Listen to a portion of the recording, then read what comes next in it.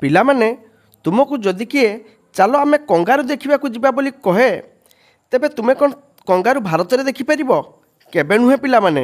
Kangaroo ଦେଖିବାକୁ ହେଲେ ତୁମକୁ ଅଷ୍ଟ୍ରେଲିଆ କିମ୍ବା ନ୍ୟୁଜିଲାଣ୍ଡ ଯିବାକୁ ପଡ଼ିବ। କାହିଁକି ନା କଙ୍ଗାରୁ କେବଳ ଏହି ଦେଶ ଗୁଡ଼ିକରେ ହିଁ ଦେଖାଯାଆନ୍ତି। ସେହିପରି ତୁମକୁ ଯଦି ଏସିଆଟିକ୍ ଲାୟନ୍ ଦେଖିବାକୁ ଅଛି ତେବେ ତୁମକୁ ଗୁଜରାଟର ଗିର୍ ଜାତୀୟ ଉଦ୍ୟାନକୁ ଯିବାକୁ ପଡ଼ିବ। କାରଣ ଏହି ଏସିଆଟିକ୍ ଲାୟନ୍ ଏହି ଗୁଜରାଟର ଗିର୍ ଜାତୀୟ ଉଦ୍ୟାନରେ ହିଁ ଦେଖାଯାଏ। ତେବେ ଏହି ଜୀବଗୁଡ଼ିକ କେବଳ ଏହି ସ୍ଥାନରେ ଦେଖାଯାଆନ୍ତି।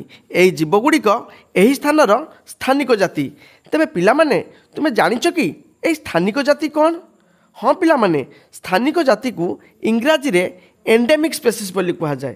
ତେବେ ଚାଲ ଆମେ ଜାଣିବା ଏହି ସ୍ଥାନିକ ଜାତି କ'ଣ। ଉଦ୍ଭିଦ ଓ ପ୍ରାଣୀମାନଙ୍କର ଯେଉଁ ଜାତିଗୁଡ଼ିକ କେବଳ ଗୋଟିଏ ନିର୍ଦ୍ଦିଷ୍ଟ ଭୌଗୋଳିକ ଅଞ୍ଚଳରେ ବାସ କରନ୍ତି ସେଗୁଡ଼ିକ ସେଠାକାର ସ୍ଥାନିକ ଜାତି କୁହାଯାଏ। ଆଉ ଥରେ କହି ରଖୁଛି ପିଲାମାନେ, ଉଦ୍ଭିଦ ଓ ପ୍ରାଣୀଙ୍କର ଯେଉଁ ଜାତିଗୁଡ଼ିକ କେବଳ ଗୋଟିଏ ନିର୍ଦ୍ଦିଷ୍ଟ ଭୌଗୋଳିକ ଅଞ୍ଚଳରେ ବାସ କରନ୍ତି ସେଗୁଡ଼ିକୁ ସେଠାକାର ସ୍ଥାନିକ ଜାତି କୁହାଯାଏ। ଏହି ଜୀବଗୁଡ଼ିକ ସାଧାରଣତଃ ଅନ୍ୟ କୌଣସି ଜାଗାରେ ଦେଖାଯାଆନ୍ତି ନାହିଁ ପିଲାମାନେ। ସେହି ନିର୍ଦ୍ଦିଷ୍ଟ ଜାଗାରେ ନିର୍ଦ୍ଦିଷ୍ଟ ଭୌଗୋଳିକ ଅଞ୍ଚଳରେ ହିଁ ଦେଖାଯାଆନ୍ତି। ଏକ ନିର୍ଦ୍ଦିଷ୍ଟ ପ୍ରାଣୀ କିମ୍ବା ଉଦ୍ଭିଦ ଏକ ଅଞ୍ଚଳ, ଏକ ରାଜ୍ୟ କିମ୍ବା ଦେଶ ପାଇଁ ସ୍ଥାନିକ ଜାତି ହୋଇଥାନ୍ତି। ତେବେ ଚାଲ ପିଲାମାନେ ଆମେ କିଛି ଉଦାହରଣ ଜାଣିନେବା ଏହି ସ୍ଥାନିକ ଜାତିର। ଭାରତର ପଞ୍ଚମାରୀ ଜୈବମଣ୍ଡଳରେ ଘଞ୍ଚ ଜଙ୍ଗଲ ଭିତରେ ଦେଖାଯାଉଥିବା ବୃହତ୍ତକାୟ ଗୁଣ୍ଡୁଚି, ଉଡ଼ନ୍ତା ଗୁଣ୍ଡୁଚି, ଗୟଳ ଏହିସବୁ ହେଉଛନ୍ତି କିଛି ସ୍ଥାନିକ ପ୍ରାଣୀର ଉଦାହରଣ।